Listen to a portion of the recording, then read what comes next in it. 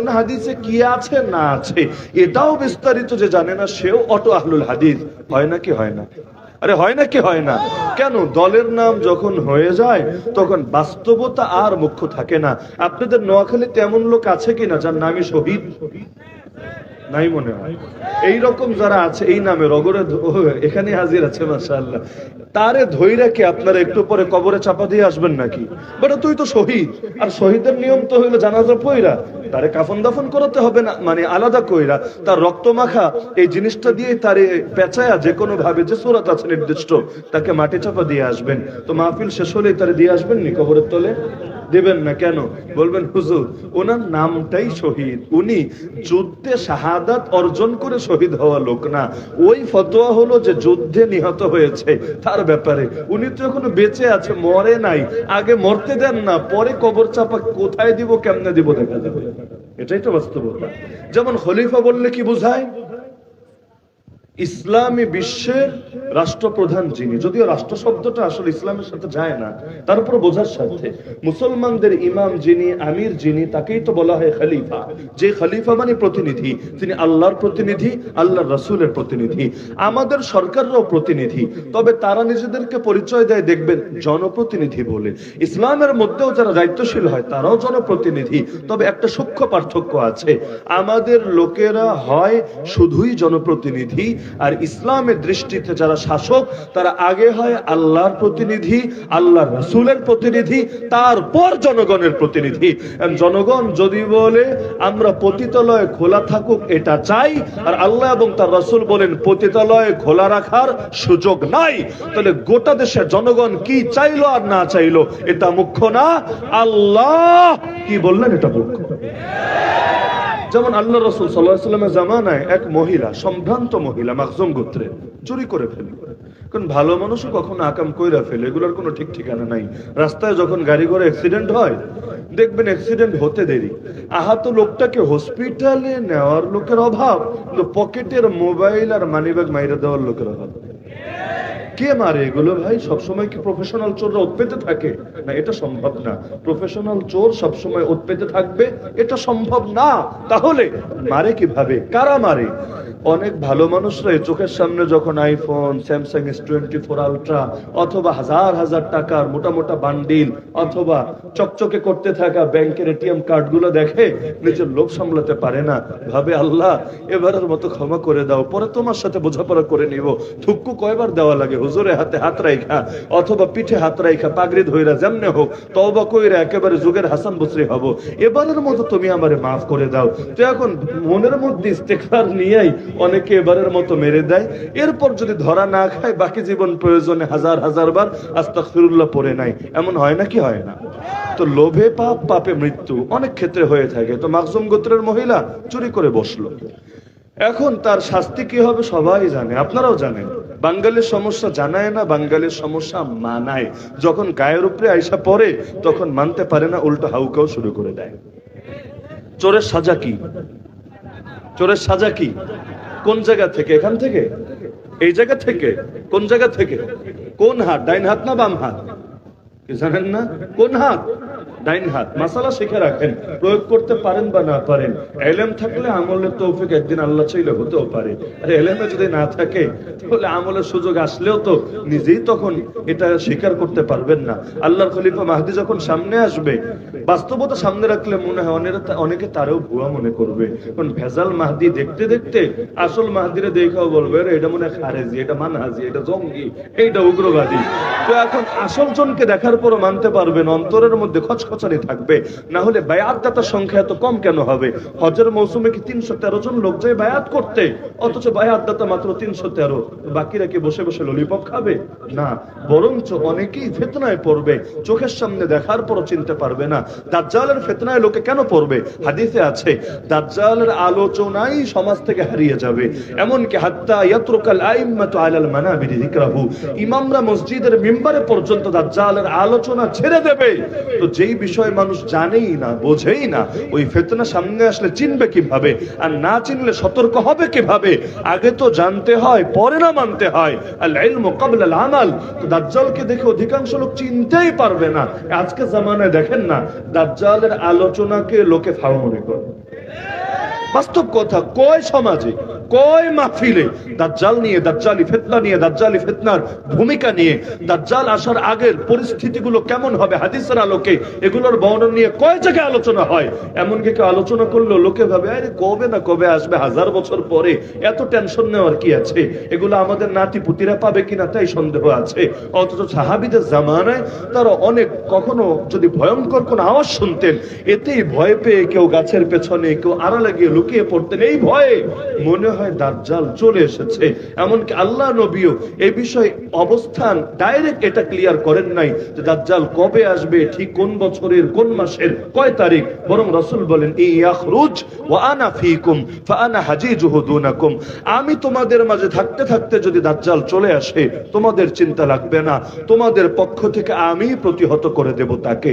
ওয়া ইয়াখরুজ ওয়া লাস্তু ফীকুম, আর যদি দাজ্জাল এমন সময় আসে যখন আমি থাকবো না তোমাদের মাঝে, ফামরুন হাজিজু নাফসি, তাহলে প্রত্যেক ব্যক্তি নিজেই নিজেকে প্রতিরক্ষা দিতে হবে। আল্লাহু খলিফাতি আলা কুল্লি মুসলিম, আমি না থাকলেও পেরেশানির ব্যাপার নাই, আল্লাহ আমার পক্ষ থেকে প্রতিটা মুসলমানের জিম্মাদার হয়ে থাকবে। তো এখন দাজ্জাল এই ফিতনাটা নিয়েও যখন আলোচনা হবে না, তো যখন সামনে আসবে লোকে চিনবে কিভাবে? এই যে বেদাতিরা বেদাত করে, কয়জন এটাকে বেদাত মনে করে? এ কারণে দেখেন না, কাম করে বেদাত নাম দিয়েছে সুন্নি। সুন্নি মানে কি? যে সুন্নত মানে তারই তো সুন্নি বলে, এটাই তো যুক্তির কথা। কারণ নামাজি মানে কি? যে নামাজ পড়ে তারা নামাজি বলে। ইলমি লোক মানে কি? যার ভেতরে ইলম আছে তারা ইলমি লোক বলে। তো সব ক্ষেত্রে শব্দ আর বাস্তবতার তো মিল থাকা লাগে নাকি লাগে না? এখন রসে ভরা নাম দিয়েছে তার আনারস, দানা দিয়ে ভরা নাম দিয়েছে তার বেদানা, হয় নাকি হয় না? তো বাংলাদেশে বহু কিছু চলে, কাল্লা বেড়া নাম দিছে লাল মিয়া, আবার সুন্দর বেড়া নাম দিছে কালু, এই টাইপের জিনিস বাংলাদেশে বহুত চলে। তো এই চলা চলতে গিয়েই এখন এখানে এসে প্রয়োগ হয়েছে, কাম করে বেদাত নাম দিয়েছে সুন্নি। দিয়েছে নাকি দেয় নাই? অথচ আসল সুন্নি তো আপনারা। সন্দেহ আছে নাকি? আসল সুন্নি কারা? আসল সুন্নি কারা? কিন্তু শব্দ ভুল প্রয়োগ হতে হতে আসল জায়গায় প্রয়োগ করতেও মুখে বাঁধে, তখন লোকে ভিন্ন অর্থ মনে করবে।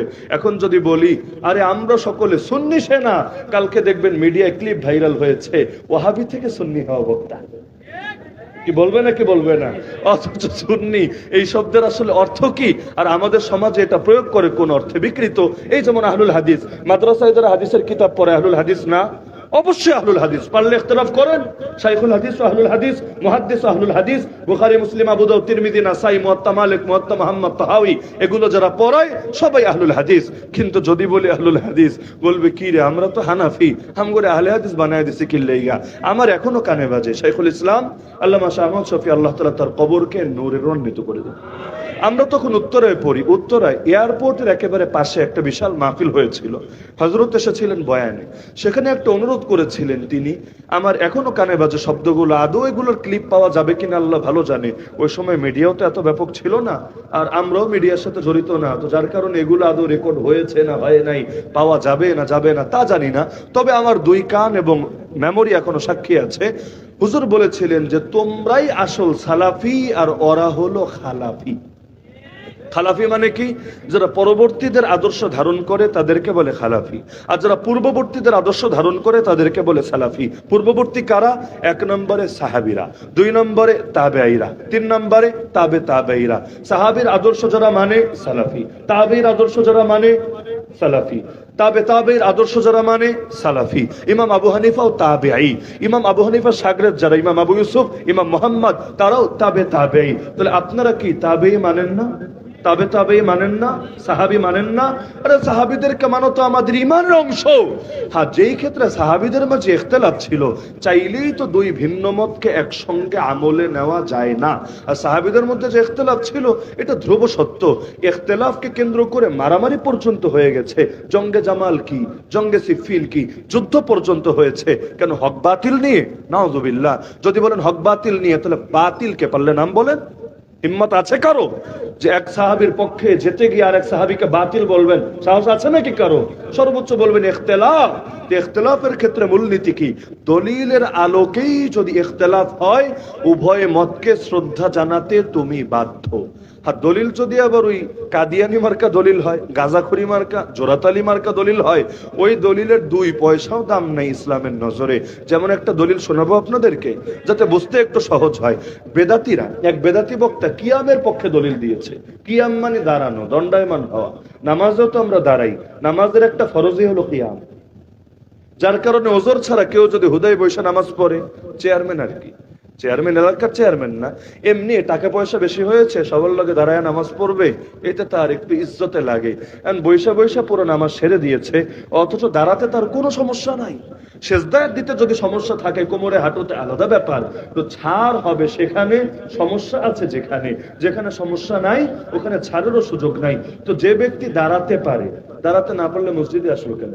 ঘন্টার পর ঘন্টা দাঁড়ায় পার্কে খেলা দেখে কেমনে? তো দাঁড়াতে যারা পারে এরা যদি বসে বসে নামাজ পড়ে, নামাজ হবে? তো কিয়াম এটা এক ফরজ, কুমু লিল্লাহি কানিতিন। কিন্তু মিলাদ কিয়াম বললে কি নামাজের দাঁড়ানো বুঝে না আলাদা কিছু বুঝে? এই কিয়ামের পক্ষে এক বক্তা দলিল দিচ্ছে কোরআন থেকে। কি দলিল? ইন্নাল্লাহা ওয়া মালাইকাতাহু ইউসাল্লুনা আলান নবী ইয়া আইয়ুহাল্লাযীনা আমানু। নোয়াখালী সবাই পারে মাশাআল্লাহ এটা। এখন কেউ হয়তো জানে কোরআনের আয়াত, কেউ ভাবে মিলাদের দোয়া। যাই হোক, কোরআনের আয়াত, সূরা আহজাবের আয়াত, ইয়া আইয়ুহাল্লাযীনা আমানু সাল্লু আলাইহি ওয়া সাল্লিমু তাসলিমা। হে ঈমানদাররা, আল্লাহর রাসূলের শানে দুরূদ পড়ো এবং সালাম পেশ করো। তো এখন আয়াত তো পরিচিত আয়াত, এটা দিয়ে দলিল হয় কিভাবে? তো যখন দলিল দিতে শুরু করলো, কান দাঁড়িয়ে গেল। আইরে, আজকে একটা অলৌকিক জ্ঞান পাওয়া যাবে, যে জ্ঞান আগে কারো মাথায় আসে নাই, নতুন আবিষ্কার। তো নতুন আবিষ্কারটা তো দেখতে হয় কি বলে। এখন দলিল দিচ্ছে, বলেন তো আপনারা তাসলিমা এই শব্দ কিভাবে লেখে? বাঙালি শ্রোতা আরবি কোন শব্দ কেমনে লেখে কিভাবে বলবে? নিজের নামটা কয়জনে আরবিতে লিখতে পারবে বলেন আমারে? পারবে নাকি? আরো যদি বোম্বাস্টিং মার্কা নাম হয়, কিছু নাম আছে না এমন নাম, এগুলো আরবিতে লিখতে গেলে খবর হয়ে যায়, কারণ আরবিতে এই টাইপের শব্দই নাই, এমন এক শব্দ দিয়ে নামটা রেখে দিয়েছে। তো এখন দেখা যাচ্ছে নিজের নামটাই যারা লিখতে পারে না আরবিতে, ওরা তাসলিমা কোরআনের আয়াতের এই শব্দ কিভাবে লেখে, কেমনে বলবে? আপনার খাওয়া দাওয়া কি শেষ হবে না আজকে? আর এত মানুষের মধ্যে একে একে খাওয়া যায়? তাহলে দিয়া খান সবাই রে। তো এখন এই তাসলিমা জিজ্ঞেস করলো সবাইকে। এখন কেউ তো কিছু বলতে পারে না, সবাই চুপ হয়ে বসে আছে। কারণ বাঙালি মানুষের খাসলত হলো, বক্তা যা বলবে সবই ঠিক। আগের বক্তা এসে যা বলবে, পরের বক্তা যদি ঠিক আর বিপরীত বলে, আগের জন্য ঠিক ঠিক ঠিক, পরের জন্য ঠিক ঠিক ঠিক, কারণ বেঠিক আবার বলেছে কবে? জীবনে বেঠিক বলতে শুনছেন নাকি? সবই ঠিক।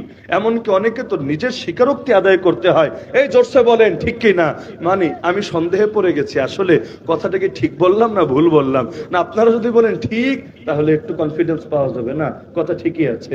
আমি জিজ্ঞেস করলো তাসলিমা কেমনে লেখে? সবাই চুপ। বললো আমি তাহলে বলে দিচ্ছি, শোনেন।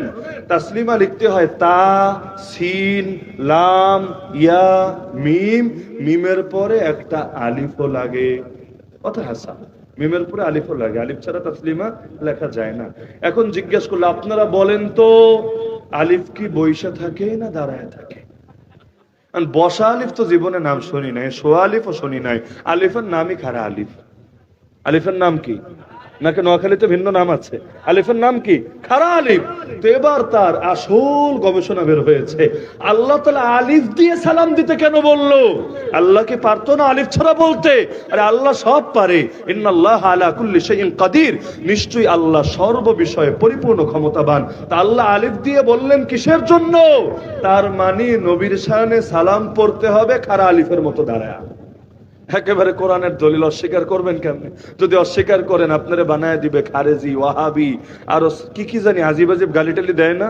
নাকি অঞ্চলে দেয় না? না, ওরা আবার এই গালি দেয় না, ওরা দেয় হলো ওয়াহাবি, খারেজি, গোস্তাখে রাসূল, ইয়াজিদি ইত্যাদি। তো এখন এই জাতীয় গালিগুলো আসবে তার মন গড়া মতামত না মানলে, তো কাম করবে বেদাত, নাম দিবে সুন্নি, নাউযুবিল্লাহি মিন যালিক। তো এখন অনুসরণ করবে পরবর্তী কারো, আর নাম দিবে সালাফি। যেমন আপনি ইমাম আবু হানিফাকে মানেন, আপনারা বলবেন ব্যক্তি পূজারী। আর তারা যদি জিজ্ঞেস করেন তুমি কি কোরআন পড়তে পারো, হাদিস পড়তে পারো, কোরআন হাদিস রিসার্চ করে করেই তুমি কি সিদ্ধান্ত উপনীত হও, বলবে না আমি অমুক শায়েখরে মানি, যার বাড়ি হয়তো চাপাই নবাবগঞ্জ অথবা রাজশাহী অথবা উত্তরের কোন জেলায় অথবা ঢাকায়, যে আমি অমুক শায়েখরে মানি। আচ্ছা, তাহলে ইমাম আবু হানিফার ফতোয়া গ্রহণ করলে হয় ব্যক্তি পূজারী, আর তুমি তুমি শায়েখের যা মনে চায় যা বলতে থাকে সব মাইনা নিলে তুমি হয়ে যাও আসল সালাফি, কিভাবে সম্ভব রে ভাই? কই আবু হানিফা আর কই এই জামানার লোকেরা, কই আব্বাস আর কই গাবগাস, কোনো মিলিত খুঁজে পাওয়া যাবে না। আবু হানিফার ইলম আর এই জামানার কারো ইলম সমান হবে? ইমাম ইবনে রাজব হাম্বলি কিতাব লিখেছেন ফাদলু ইলমিস সালাফ আলা ইলমিল খালাফ, সালাফের ইলমের শ্রেষ্ঠত্ব পরবর্তী লোকদের ইলমের উপরে বেশি। কারণ কৃষকের গুরুত্ব বেশি না আড়তদারের গুরুত্ব বেশি? আড়তদারের কাছে আইটেম বেশি থাকতে পারে, পরিমাণ বেশি হতে পারে, কারণ হাজার কৃষকের জিনিসও এসে তার কাছে মজুদ হতে থাকে, কিন্তু আড়তদারের এক পয়সাও দাম থাকবে না কৃষক না থাকলে। তো কৃষকের কাছে, ব্যক্তির কাছে পণ্যের পরিমাণ কম থাকতে পারে, কিন্তু আড়তদারের চাইতে কৃষকের গুরুত্বই বেশি। নবীর কোন সাহাবী এমন হতে পারে 100 হাদিস জানে, কিন্তু আপনি 1,00,000 হাদিস মুখস্থ করেছেন, তবু আল্লাহর কসম সেই নবীর সাহাবীর মর্যাদা আপনার মতো হাজার লোকের চাইতে বেশি। তো কোথায় তারা, কোথায় আমরা? খায়রুল কুরুনি কারনি সুম্মাল্লাযীনা ইয়ালুনাহুম সুম্মাল্লাযীনা ইয়ালুনাহুম, যাদের শ্রেষ্ঠত্বের কথা নবী ঘোষণা করেছেন, সর্বশ্রেষ্ঠ প্রজন্ম আমার প্রজন্ম মানে সাহাবীরা, এরপর তাদের পরে যারা আসবে মানে তাবেঈরা, তারপর তাদের পরে যারা আসবে তাবেঈরা। তো এই ইমামদের শ্রেষ্ঠত্বের কথা রাসূল জানিয়েছেন। আপনার ইমামদের, আপনার এই তথাকথিত শায়েখদের কথা কোন হাদিসের মধ্যে উল্লেখ হয়েছে? উপরন্তু যারা বিভিন্ন শায়েখকে মেনেছে ইমামদেরকে বাদ দিয়ে, তারাও কি একমত হতে পেরেছে? পারে নাই। না তাদের নামাজ এক হয়েছে, না তাদের ফতোয়া এক হয়েছে, আমি দেখাবো না, কিন্তু আপনারাই খেয়াল করলে দেখবেন তাদের আমলেও প্রচুর ভিন্নতা আছে নাকি না? আছে। তাহলে এত ঐক্য করে কি লাভ হলো? দিন শেষে আমলের অনৈক্য তো থাকলো, অবশ্য থাকবে, কারণ আল্লাহ তার নবীর প্রতিটা হাদিসকে হেফাজত করবেন কোনো না কোনো উম্মতকে দিয়ে। এখন হাদিসে এরকমও আছে ওরকমও আছে, তো একটা ধরবেন আর একটা গোটা দুনিয়া থেকে মুর্দা হয়ে যাবে না। আল্লাহ কাউকে না কাউকে দিয়ে নবীর প্রতিটা হাদিসই আমলে রাখবেন দুনিয়ার বুকে। এ কারণে যেই ইখতিলাফ হয় দলিলের আলোকে, সেই ইখতিলাফকে হাজারবার সালাম। এখন যদি নামাজ ভিন্নতা হয় হোক না, কাবা শরীফে দৃশ্যগুলো দেখেন কত রকম নামাজ পড়ে। বাংলাদেশে বসে তো ইখতিলাফ করবেন হাত কই বাঁধবে, নাভির উপরে না নাভির নিচে। কাবার ভিডিও দেখলে দেখবেন অনেকে হাত ছেড়ে দিয়েই নামাজ পড়ছে, যে তোরা উপরে বানবি না নিচে, আমরা কোথাও বানবই না, আমরা একেবারে ছেড়ে দিয়ে নামাজ পড়বো। পারলে ফতোয়া দেন, ওদের নামাজ হবে না। হিম্মত আছে নাকি ফতোয়া দেওয়া? প্রশ্নই আসে না। ইখতিলাফ যদি দলিলের আলোকে হয়, আপনি সেই ইখতিলাফকে মিটিয়ে দেওয়ার কে? নবী তার জামানায় ইখতিলাফকে গ্রহণ করে নিয়েছেন। নবী একবার সাহাবীদেরকে পাঠালেন বাহিনী জিহাদে, যে তোমরা আসর পড়বা বনু কুরাইজায় গিয়ে। বনু কুরাইজা তাদের গন্তব্য, যে তোমরা বনু কুরাইজায় গিয়ে আসর পড়বা। রওনা করলেন তারা, কিন্তু জানেন রাস্তাঘাটে চাইলেও সবসময় টাইম টেবিল মেনটেন করা সম্ভব না, দেরি হয়ে যেতেই পারে। তাদেরও দেরি হলো। তারা দেখতে পাচ্ছেন সূর্য ডুবে যায় অবস্থা। এখন কি হবে? মোবাইল তো নাই, নবীরে কল দিবে, ইয়া রাসূলুল্লাহ টেনশনে পড়ে গেছি, আপনি ফতোয়া দিয়ে দেন। এখন কি করবে? একদল বলল নবীর চাইতে বেশি বুঝিস না, নবী যা বলেছেন তাই করতে হবে। সূর্য ডুবলে ডুবুক, আজকে আমাদের জন্য বিশেষ ছাড় থাকবে, আমরা বনু কুরাইজায় গিয়ে নামাজ আদায় করব। কারণ আল্লাহ নবী তো একাধিক অপশন দেন নাই, একটাই দিয়েছেন। তো নামাজের ওক্ত কোনটা, এটা তো আর আমরা আবিষ্কার করি নাই, নবী শিখিয়েছেন। নবীর চাইতে বেশি ভালো তো আমরা জানি না। সুতরাং নবী যা বলেছেন হুবহু তাই আমল করব, এক লাইন বেশি বুঝবো না। আরেক দল বলল, আরে কথার উদ্দেশ্য তো বুঝতে হবে, খালি আক্ষরিক অর্থ নিলেই চলবে না, উদ্দেশ্য মাথায় নিতে হবে। যেখানে কোরআন জানাচ্ছে ইন্না সালাতা কানাত আলাল মুমিনিনা কিতাবাম মাওকুতা, নিশ্চয়ই মুমিনদের উপরে নামাজ নির্ধারিত সময়ে বিধিবদ্ধ। মানে নামাজ এক টাইমে পড়লেই চলে না, বরং এর নির্ধারিত সময় আছে। তো এখন কোরআনের এই আয়াতকে তো আর নবী অস্বীকার করবেন না বা ভিন্ন দিকে নেবেন না, বরঞ্চ নবীর উদ্দেশ্য ছিল তাড়াতাড়ি যাওয়া। এখন বাই চান্স দেরি তো হতেই পারে, আমাদেরও হয়ে গেছে। তো যেহেতু হয়েছে, সুতরাং এখন 2 রাকাত নামাজ পড়েই নেই। সফরের মধ্যে 2 রাকাত কসর পড়তে কতক্ষণ লাগবে? এরপর আমরা গন্তব্যে যাবো ইনশাআল্লাহ। তো দল হয়ে গেল কয়টা? আমল হলো কয় রকম? 2 রকম। যখন তারা ফিরে এলেন তাদের মিশন শেষ করে আল্লাহ রাসূলের কাছে মদিনায়, আল্লাহ রাসূলকে হালত শোনালেন, কারণ সমাধান রাসূলের থেকে নিতে হবে। আল্লাহ রাসূল শুনে বললেন, তোমাদের উভয়ের আমলই সঠিক আছে, দলিলের আলোকেই যেহেতু করেছো, সুতরাং কারো নামাজ পুনরায় দোহরাতে হবে না। তো দলিলের আলোকে ইখতিলাফে নবী যদি উদার হতে পারেন, আমি আপনি সংকীর্ণ মানসিকতার পরিচয় দেওয়া, নিঃসন্দেহে এটা উম্মার মধ্যে ফাটল ধরানো ছাড়া কিছু হবে না। যে ইখতিলাফ দলিলের আলোকে হাজারবার সালাম, হাজারবার সালাম, হাজারবার সালাম, কিন্তু যেটা দলিলের আলোকে না, মন গড়া নফস শয়তানের আলোকে, ওটার বিরুদ্ধে আমাদের লড়াই আমৃত্যু চলবেই চলবে।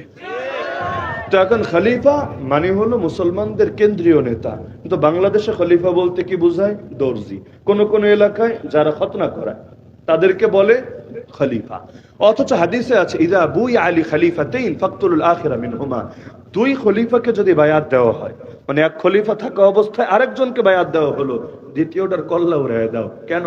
ও হলো বিদ্রোহী, ও বাগী, আর বিদ্রোহীর সাজা হলো মৃত্যুদণ্ড। তো এখন নোয়াখালীতে বা সাতারপাহিয়ায় বা সোনাইমুড়িতে যে কয়টা দর্জির দোকানদার আছে না, খালি প্রথমে যে দোকান দিয়েছে ওরা রাখবেন, পরে সব কয়টার কল্লা ফালায় দিবেন। এইটা নি হাদিসের ফতোয়া? এইটা ফতোয়া? কেউ যদি এই ফতোয়া দেয়, সহি ব্যাখ্যা হবে না অপব্যাখ্যা? এই যে গতকাল বাংলাদেশে আমাদের তাবলীগের কিছু ভাইয়েরা, দেখেছেন তো মনে হয়, আন্দোলন করে যদি এইটা আমার মাথায় ধরে না, তাবলীগের লোকেরা আবার আন্দোলন করে কেমনে? একেবারে মানব বন্ধন, তাও বাইতুল মুকাররমের চত্বরে দাঁড়িয়ে, মানে যেখানে রাজনৈতিক দলগুলো আন্দোলন করে। তো যাদেরকে আমরা গত 52 বছরেও, আরে অতীতের 100 বছরের ইতিহাসে টানেন না, তাবলীগ প্রতিষ্ঠা হয় 1924-এ, এখন 2024। তো সেই 1924 থেকে 2024 পর্যন্ত দেখেন কবে তারা মিছিল, মিটিং, সমাবেশ, সভা, আন্দোলন করেছে। এখন আবার বলবেন হুজুরকে তাবলীগের বিরুদ্ধে বলছেন। বিরুদ্ধে বা পক্ষে বলে কথা না, এটা তাদের উসুল বিরোধী। তাবলীগের লোকেরা আন্দোলন করে না এই বিষয়টা এমন না, তারা করেছে। আমাদের সাথে হাতে হাত রেখে, কাঁধে কাঁধ মিলিয়ে 13-তে বলেন, 9-এ বলেন, 21-এ বলেন, সে 2001-এ বলেন, বহু সময় আন্দোলন করেছে। কিন্তু ব্যানার তাবলীগের কখনোই ছিল না, আমাদের এই দুই চোখ দেখে নাই। দেখেছে আপনাদের চোখগুলো? ফ্রান্স আল্লাহ নবীর শানে বেয়াদবি করলো, এটা নিয়ে আমাদের কায়েদে মিল্লাত আল্লামা জুনায়েদ বাবুনগরী রাহমাতুল্লাহ আলাইহির নেতৃত্বে আন্দোলন হয়েছে নাকি হয় না? ওই সময় কি কাকরাইল থেকে জামাত বের হয়েছে তাবলীগের ব্যানার নিয়ে? হয় নাই। তো ইতিহাসে আমরা দেখি নাই কখনো যে এভাবে ব্যানার দিয়ে তারা আন্দোলন করেছে। কেন? তারা বলতে এটা আমাদের উসুলে নাই। তো ঠিক আছে, উসুলে না থাকতে পারে, কারণ ব্যানার তো মূল বিষয় না, কাজ হলো মূল বিষয়। এখন সে যদি ব্যানার ছাড়া অন্যের ব্যানারে এসে কাজ করে, এতে আপত্তির কি আছে? কোনো আপত্তির জায়গা নাই। কিন্তু গতকাল আন্দোলন করেছে সাদ সাহেবকে কেন আসতে দেওয়া হবে না বাংলাদেশে। যাই হোক, এটাও আমাদের মূল বিষয় না। কিন্তু সেখানে এক মুফতি সাহেব, এক সময় সকলের সেরেতাজ যিনি ছিলেন, মুফতি ইজহার সাহেব, আল্লাহ তাআলা তাকে মানসিকভাবে সুস্থ করে তুলুন, আল্লাহ তাআলা তাকে আবারও সেই পুরনো মর্যাদার আসনে আসীন হওয়ার তৌফিক দান করুন। যার কারণে তার ছেলেরাও পদে পদে বিব্রত হতে হয়। মুফতি হারুন ইজার হাফিজাহুল্লাহ তাআলা সকলের শ্রদ্ধার ব্যক্তিত্ব, কিন্তু বাপের বুড়া বয়সের কামের কারণে ছেলেকেও বারবার প্রশ্নবিদ্ধ হতে হয়। কিন্তু ইসলামের মাসালা হলো, আরে বাপের উপরে কি সন্তানের নিয়ন্ত্রণ চলে নাকি? বাপ যদি চলে একলাই না, সন্তানের কি বা করার আছে? এর জন্য কি সন্তানের কাজে দায় দিতে হবে নাকি? একমাত্র যারা ঘাড় তেরামি করে শত্রুতা বশত পুরনো বিদ্বেষের জের ধরে এই বাবার কাজের কারণে সন্তানকে বারবার দোষারোপ করে আর কাঠগড়ায় দাঁড় করায়, নিঃসন্দেহে তাদের এই কৃতকর্মের জন্য আল্লাহর কাছে জবাব দিতে হবে। লা তাজিরু ওয়াজিরাতু ওয়িজরা উখরা, কোন বোঝা বহনকারী অন্যের বোঝা বহন করবে না। না হলে দুদিন পর তো নবী ইব্রাহিমকেও দোষারোপ করবা তার বাপের কাজের কারণে, নবী নূহকেও দোষারোপ করবা তার সন্তানের কাজের কারণে, নবী লূতকেও দোষারোপ করবা স্ত্রীর কাজের কারণে, আমার রাসূলকেও দোষারোপ করবা তার চাচাদের দোষের কারণে। সাবধান, অপরাধীর পরিচয় সে অপরাধী। তাকে যদি অন্য কাউকে ইচ্ছাকৃতভাবে উদ্দেশ্য প্রণোদিতভাবে টার্গেট করা, এর মানে ডাল মে কুছ কালা জরুর হ্যায়। তো এখন ফতোয়া তিনি গতকালও দিয়েছেন, মাওলানা সাদ সাহেব মুসলিম উম্মার আমির। এটা আমরা বহুকাল আগ থেকে শুনে আসছি। এমনকি কাকরাইলের এক মাওলানা সাহেব আমার সাথে দেখা হয়েছিল এক সময়, তিনি একটা বই লিখেছিলেন। বই আরবিতেও ফতোয়া দেওয়া আছে, উর্দুতেও আছে, একাধিক ভাষার মিশেলে আন্তর্জাতিক ফতোয়া পাবলিশ করেছিলেন যে সাদ সাহেব আমিরুল মুমিনিন, তাকে বায়াত দেওয়া এটা ফরজ, যারা দিবে না তারা বিদ্রোহী, তাদের মৃত্যুদণ্ড ওয়াজিব, ওয়াজিবুল কতল, এদের কল্লা আস্তে থাকবে না, কল্লা কাইডা ফেলা ওয়াজিব। কি ভয়ঙ্কর ব্যাপার স্যাপার রে ভাই! এই যে টঙ্গীর মাঠে মারামারি হয়েছিল 2019-এ, আপনি কি ভেবেছেন ফতোয়া ছাড়াই হয়েছে? না। আপনাদের জানাশোনার মধ্যে কেউ যদি সেদিন ওই মায়ের পিঠে শরীক থেকে থাকে, ওরে খালি আড়ালে নিয়ে চিপায় নিয়ে, সবার সামনে দরকার নাই,